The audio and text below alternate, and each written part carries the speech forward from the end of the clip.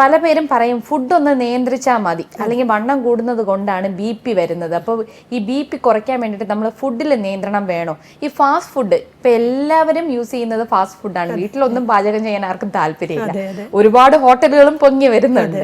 അപ്പോൾ എന്താണ് നമ്മുടെ ലൈഫ് സ്റ്റൈലിലെ മാറ്റങ്ങൾ തന്നെയാണോ ഈ BPക്ക് കാരണം? അതെ, ഏറ്റവും പ്രധാനമായിട്ട് അത് തന്നെ പറയാം. ഇപ്പം വന്ന ഒരു മോഡേൺ ലൈഫ് സ്റ്റൈൽ എല്ലാവരും ചേഞ്ച് ആയി കഴിഞ്ഞു. ഫാസ്റ്റ് ഫുഡുകളോട് വലിയ പ്രിയമാണ്, പ്രായഭേദമന്യേ വലിയ പ്രിയമാണ്. ഇപ്പൊ ഹോട്ടലുകൾ ഓരോ ദിവസവും ഹോട്ടലുകൾ കൂടി വരികയാണ്. പുറത്തുനിന്ന് കഴിക്കുന്നത് ഒരു പ്രസ്റ്റീജ് ഇഷ്യൂ തന്നെയാണ്.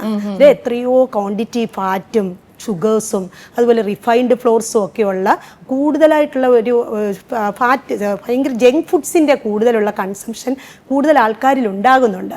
ഈ കൺസംഷൻ തന്നെയാണ് പ്രധാനമായിട്ട് ഹൈ BPക്ക് കാരണം. അത് മാത്രമല്ല, എക്സസൈസേ ഇല്ല, പിന്നെ ഉറക്കം കറക്റ്റ് അല്ല, സമയം രാത്രി ലേറ്റായിട്ട് ഉറങ്ങുന്നു, രാവിലെ എഴുന്നേക്കുന്നത് വൈകുന്നു, ബ്രേക്ക്ഫാസ്റ്റ് ഒഴിവാക്കുന്നു, കറക്റ്റ് സമയത്ത് ഫുഡ് കഴിക്കുന്നേ ഇല്ല, സമയം തെറ്റിയുള്ള ഫുഡ് കഴിക്കുന്നതും എക്സസൈസ് ഇല്ലായ്കയും അതുപോലെ ഹെൽത്തി ആയിട്ടല്ലാത്ത ഡയറ്റ് ഹാബിറ്റ്സും ഇതെല്ലാം ഇതിന് കാരണമാണെന്ന് എടുത്തു പറയാം.